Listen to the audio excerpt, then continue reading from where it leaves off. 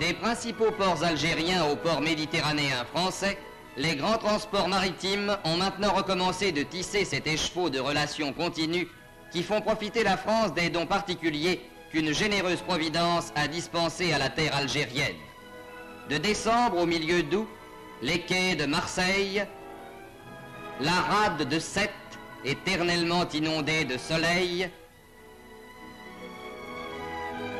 les bassins de Port-Vendre voient arriver les puissantes unités de cette véritable escadre commerciale qui apporte en France, et de là souvent plus loin, d'énormes quantités de fruits et de légumes frais.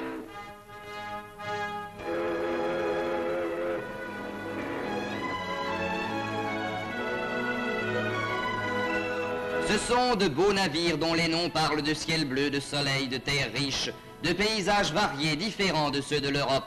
De beaux navires dont les flancs recèlent ces richesses sensibles aux plus délicats que sont les primeurs et les fruits.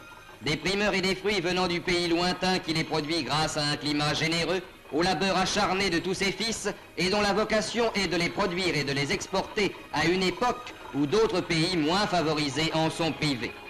Car alors que l'hiver sévit encore sous le ciel européen, l'Algérie récolte à profusion pommes de terre, carottes, artichauts, pois, haricots verts, tomates. Lorsqu'en France, les vergers fleurissent à peine, les courriers d'Algérie transportent des cerises et des abricots que le soleil a fait mûrir en avance et qui sont en Europe les annonciateurs du printemps. Et quand la neige et le verglas recouvrent les campagnes européennes, les oranges, les mandarines, les clémentines et les citrons, les figues sèches et les dattes au goût de miel mettent sur les tables par leurs brillantes couleurs un rayon de soleil. Citons quelques chiffres. Au cours de l'automne et de l'hiver 47-48, l'Algérie a exporté 900 000 quintaux d'agrumes, 200 000 quintaux de dattes, 370 000 quintaux de figues sèches. Au cours de l'année tout entière, plus de 2 millions de quintaux de fruits et de légumes frais. Pendant le seul printemps de 1948, 700 000 quintaux de pommes de terre nouvelles apportées d'Algérie ont été déchargés par les palans des ports français et britanniques. À point important s'il en est, apporté au ravitaillement des populations privées à ces époques de légumes et de fruits. Intervention d'une valeur plus importante encore dans la nourriture des enfants, qui peuvent trouver en plein hiver, dans la friandise éblouissante d'une orange ou d'une mandarine, les vitamines indispensables qui les protègent des maladies et assurent leur développement harmonieux.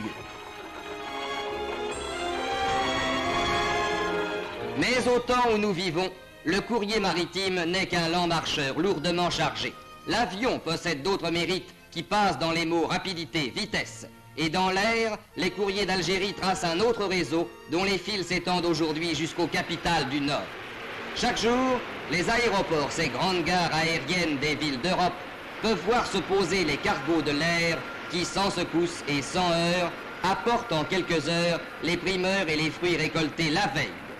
C'est que l'avion est le transporteur idéal des produits de qualité dont l'Algérie peut se targuer d'être la grande productrice. Les conditions de fraîcheur, de stabilité, de transport rapide et parfait sont par l'avion garanties. Sans délai, fruits et primeurs peuvent passer du centre de production algérien au centre de consommation européen.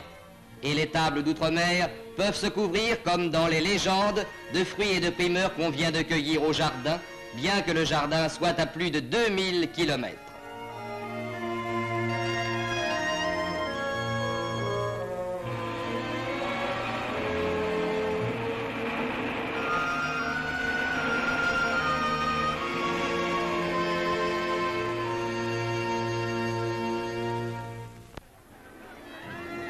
Les Halles, qu'un auteur célèbre a si pittoresquement nommé le ventre de Paris, ont vu nécessairement une part de leur activité s'orienter vers les produits d'Algérie. Paris mange beaucoup et Paris aime bien manger. C'est pourquoi on y voit apparaître l'apport, chaque année plus important, des vergers et des cultures algériennes.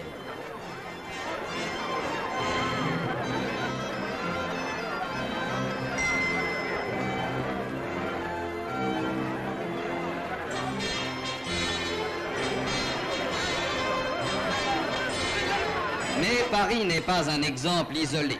Toutes les grandes villes aujourd'hui veulent participer aux dons de l'Algérie. À l'ombre de Notre-Dame de la Garde, Marseille connaît sur ses marchés les produits algériens dont les pittoresques peseurs jurés, à l'aide de ces balances romaines dont l'antique fossé garde le culte, vont d'éventaire en éventaire certifier le poids.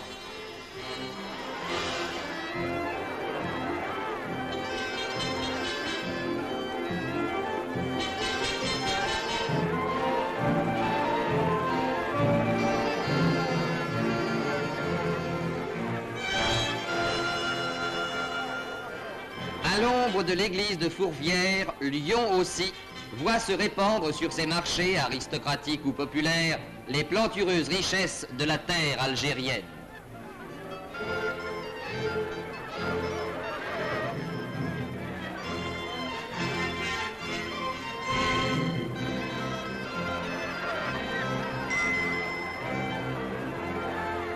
Et partout maintenant, les vitrines des magasins de qualité se font honneur de présenter à leur clientèle ces produits choisis, dont la sélection certifie ou confirme la qualité et dans la production desquels l'Algérie tient la première place.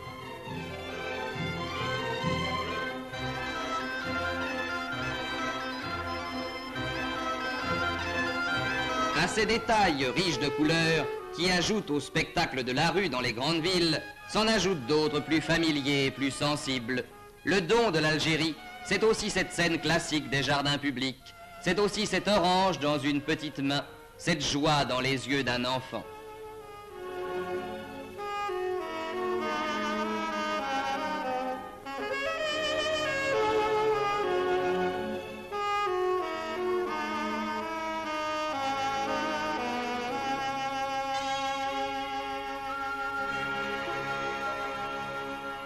C'est que tout a changé sur cette terre où voici moins de 100 ans des marécages s'étendaient un peu partout, couvrant des milliers d'hectares de terrain, faisant régner en permanence le paludisme et les épidémies génératrices d'une effrayante mortalité, qu'on songe en effet que la mort fauchait régulièrement de 30 à 40% de la population européenne.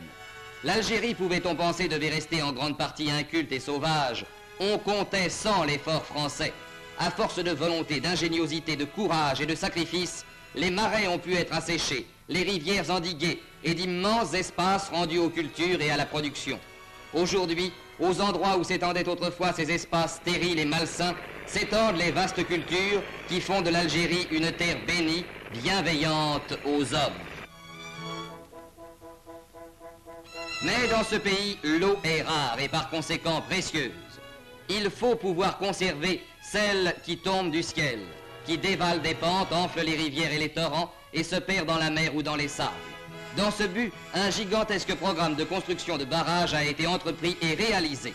Chacun de ces barrages-réservoirs assure l'irrigation de vastes domaines dont le périmètre englobe quelques 20 000 hectares.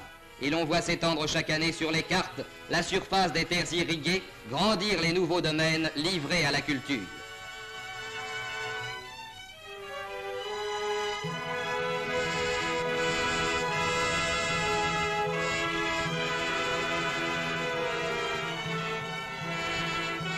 Derrière les constructions cyclopéennes de cet ensemble considérable, dont le modernisme et l'importance confèrent à l'Algérie l'une des premières places dans le domaine de l'équipement hydraulique, l'eau des torrents peut s'accumuler pendant la saison des pluies pour être réservée et employée à bon escient au temps de la sécheresse. Un système étendu de conduites de toute taille, allant du large canal à la simple rigole d'irrigation, s'étend et se diversifie dans le périmètre d'action du barrage pour assurer la fertilité des terres. Ainsi, dans ces plaines fertiles, dans ces vignes immenses, l'Algérie recueille-t-elle aujourd'hui les fruits des efforts prodigieux de tous ses fils, venus de la métropole ou nés dans ce pays, qui communient dans le labeur fécond et l'activité créatrice. Mais à côté de ces immenses domaines, voués à des productions de base, l'Algérie devait bientôt s'apercevoir que son sol lui